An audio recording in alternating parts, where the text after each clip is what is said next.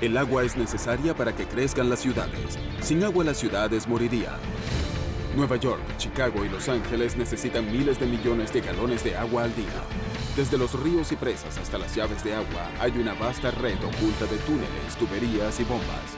Algunas son de alta tecnología y otras datan ya de hace siglos. Hoy, en Maravillas Modernas.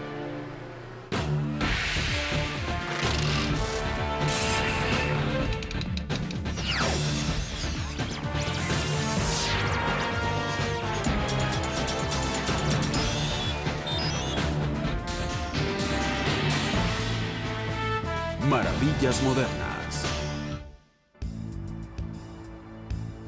En octubre de 2003, explotó una tubería maestra de 108 años de antigüedad en Nueva York, que llevaba más de 1 millón de galones por hora y produjo rápidos de aguas blancas que irrumpieron por varias manzanas. La desorganización y daños fueron dramáticos. El incidente indicó cuán frágiles, pero indispensables, son los acueductos citadinos. La mayoría de la gente no les presta atención hasta que hay un problema. Cuando muchos estadounidenses abren una llave, esperan que fluya un agua pura. También esperan que sus ciudades tengan mucha agua para sus industrias y para apagar incendios y limpiar las calles. Los sistemas de suministro público de agua dan todas esas cosas al 99% de la población de los Estados Unidos, más de 250 millones de personas. Un suministro de agua da poder. Hay muchas cosas que pueden hacerse al tener un suministro de agua y muchas cosas que no pueden hacerse sin un suministro de agua. En promedio, los estadounidenses usan unos 100 galones diarios por persona. Y los acueductos públicos en Estados Unidos suministran 40.000 millones de galones al día. Es verdaderamente un imperio invisible. Hay miles de kilómetros de túneles y acueductos por debajo de la ciudad que se cruzan y mueven. Hay muy poco espacio allá abajo porque han construido demasiado. Esos sujetos han construido eso como la gente que hizo los rascacielos. Hicieron unos rascacielos, pero hacia abajo. Parte de la tecnología usada en los sistemas de agua de hoy ha existido por miles de años. Escritos en sánscrito de hace 4.000 años, hablan de la importancia de purificar el agua de beber y describen varios métodos, como hervir el agua y el filtrado a través de agua o carbón. Hace 2.700 años, los qanats, túneles inclinados que llevaban agua, eran usados en el noroeste de Persia. Los qanats son básicamente pozos horizontales usados para irrigación. Fueron desarrollados originalmente en el área que hoy es Irán. Se expandieron por toda el área hasta sitios como España y partes de China. Alrededor del 312 a.C., 4 siglos después de la aparición de los qanats en Persia, empezó la construcción del famoso sistema de acueducto de la antigua Roma. Fue una increíble obra de ingeniería. Traían agua a la ciudad desde 91 kilómetros de distancia. En un periodo de 500 años, se hicieron 11 acueductos para llevar agua a Roma, y algunas de sus secciones funcionan aún hoy en día. Los antiguos mayas de la península de Yucatán obtuvieron su agua fresca de sumideros naturales llamados cenotes, a los cuales daban gran importancia religiosa. Los mayas consideraban a los cenotes portales al otro mundo, a donde viajarían al morir para conocer dioses y sus ancestros. Quizá el cenote más famoso de todos fue el de Chichén Itzá en el estado de Yucatán. Ese sitio ha ofrecido una gran cantidad de material, ofrendas que fueron depositadas ahí con los años, tales como bonitas cerámicas y más tarde en su historia oro y unos pocos humanos para que no faltasen allí. En los grandes emplazamientos mayas al sur de esa zona, donde hay cenotes, se hicieron enormes presas para guardar los excesos de agua. En Takal, uno de los mayores emplazamientos mayas de las tierras bajas del sur, hubo quizá unas 50.000 personas. Solo en los precintos centrales de Takal, las presas podían conservar hasta unos 200.000 metros cúbicos de agua, y eso es una gran cantidad. Los residentes del Londres medieval podrían haber envidiado a las presas mayas. A comienzos del siglo XIII, el aumento de la población de Londres creó un gran problema de contaminación en sus suministros de agua, que provenían de pozos locales y del río Támesis. Por todo Londres había pozos sépticos y estaban también los pozos de agua. A veces estaban uno al lado del otro en formas sencillamente extraordinarias. En 1236 se autorizó la construcción del Gran Conducto, que traería agua potable a la ciudad desde los pozos de Tyburn, a 5 kilómetros de allí. Con el tiempo se construyeron casas de conducto en Londres. Esos edificios de piedra no se usaban solo para guardar y distribuir agua, sino que también eran centros sociales. Era un sitio donde la gente se reunía durante las épocas de feria. Decoraban los lados con guirnaldas y les pintaban consignas. Y en algunas épocas especiales de la realeza, como la coronación de Ana Bolena en 1532, pararon el flujo de agua y colocaron vino. Así todo el mundo recibiría vino en sus casas. Aún así, muchos londinenses seguían recibiendo su agua del río Támesis, a pesar de la contaminación de los desperdicios lanzados al río. Las enfermedades resultantes no fueron asociadas a la contaminación por la ignorancia sobre las bacterias que causan enfermedades. A veces culpaban al aire nocturno por ciertos tipos de muertes. Sin embargo, cada verano aparecía casi con regularidad la llamada enfermedad del sudor, que ahora sabemos que era probablemente un tipo de tifoidea, pero ellos no lo sabían. Al igual que en el Londres medieval, los primeros habitantes de Nueva York ignoraban que su agua los enfermaba. Miles de personas murieron por enfermedades causadas por el agua, como el cólera, antes de que ellos hicieran la conexión. El intento de llevar agua fresca a Nueva York produjo algunos de los grandes proyectos de agua del siglo XX.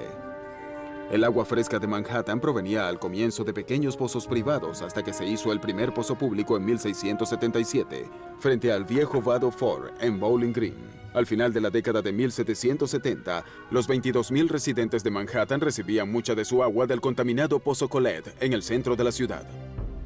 Como la gente se bañaba en el Collect, este pronto se ensució y adquirió una fetidez increíble. A veces aparecía allí algún cadáver. La gente hallaba a veces animales muertos y heces en ese lugar. Esa agua contaminada causó una terrible epidemia de cólera en 1832.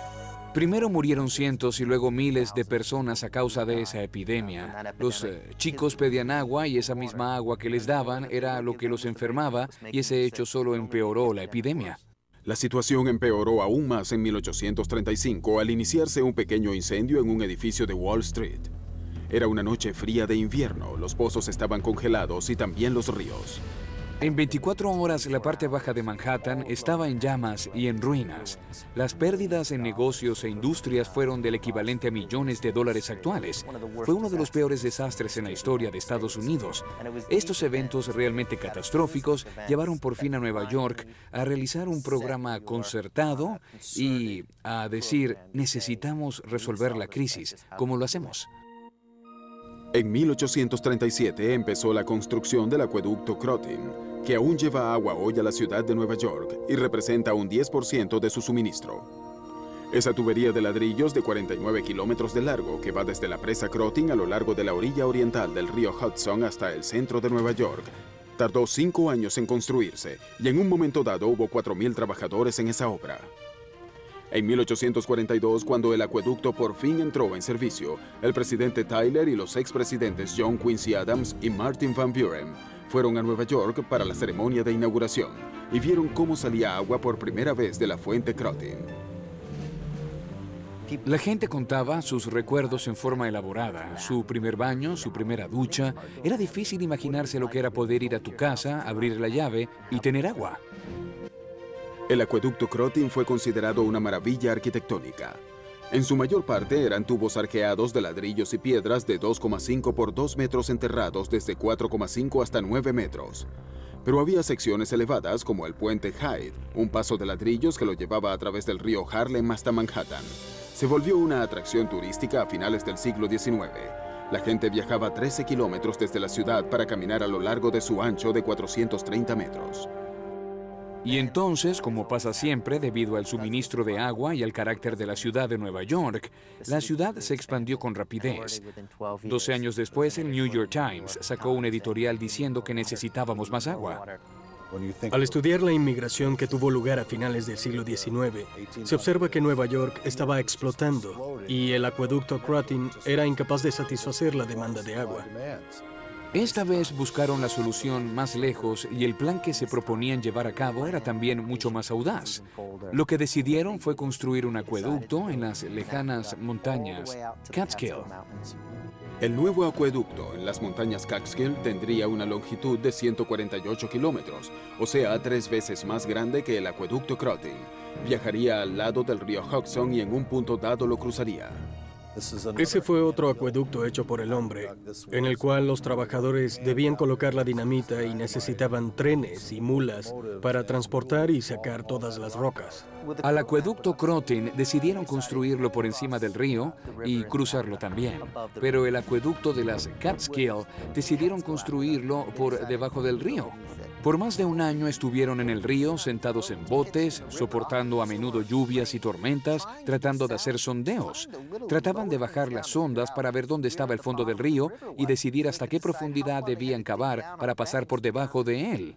En un momento dado, los ingenieros se sintieron frustrados y dijeron, el río no tiene fondo.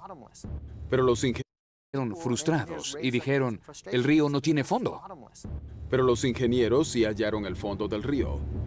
Y descubrieron consternados que tendrían que cavar un túnel a 365 metros de profundidad para llegar al sólido lecho de rocas debajo del río. Era una tarea que parecía imposible, pero tendrían que hallar una forma de realizarla. Lo que ellos no sabían era que el sistema que construían tenía un tendón de Aquiles, un posible defecto fatal que tiene preocupados hoy a los ingenieros de Nueva York. Los ingenieros de Nueva York empezaron en 1907 a construir un acueducto en las montañas Catskill. Uno de los retos era cavar un túnel más profundo que cualquier otro hecho por ellos. Para pasar por debajo del río Hudson debían hacer un túnel a 365 metros de profundidad. 365 equivale en profundidad a la altura del Empire State. Eso da una percepción de la magnitud de la tarea de ingeniería necesaria en esto. Lo que hicieron fue empezar a cavar desde ambos extremos, literalmente desde sus lados, y lo hicieron en el sentido de un triángulo invertido hacia abajo en esta forma, hasta que ambos lados se toparan a 365 metros por debajo del río. Fue casi como una pinza. Después de cruzar el río Hudson, el nuevo acueducto fluiría en el túnel número 1 de la ciudad. Un túnel nuevo e inmenso que atravesaría a toda Manhattan a 274 metros de profundidad. Las obras del túnel número 1 de 29 kilómetros empezaron en 1911 y tardaron 6 años. Al terminarlo, sería el túnel más largo en su tipo en el mundo, capaz de llevar 500 millones de galones de agua diarios. Los trabajadores del túnel 1 son miembros de una profesión orgullosa que siguen haciendo hoy los acueductos de Nueva York. Los llaman los Sandhogs y han trabajado bajo tierra por décadas sin que lo sepa la mayoría de los neoyorquinos. Ellos obtuvieron su apodo al trabajar en el fondo arenoso del río Este y sentar las bases del puente de Brooklyn. Ellos empezaron en el fondo de la escala económica. Era el empleo más duro y difícil, y en cierto sentido el más peligroso que uno podía hallar. Los padres les legaron esos empleos a sus hijos y así se originó una cultura a partir de eso. La construcción del túnel de 3,5 metros a 4,5 metros de diámetro era peligrosa donde cruzaba el río Oeste para llevar agua a Brooklyn. El agua subterránea hacía que el suelo fuera tan suave que los pozos por los que bajaban los trabajadores al túnel se volvieron trampas húmedas.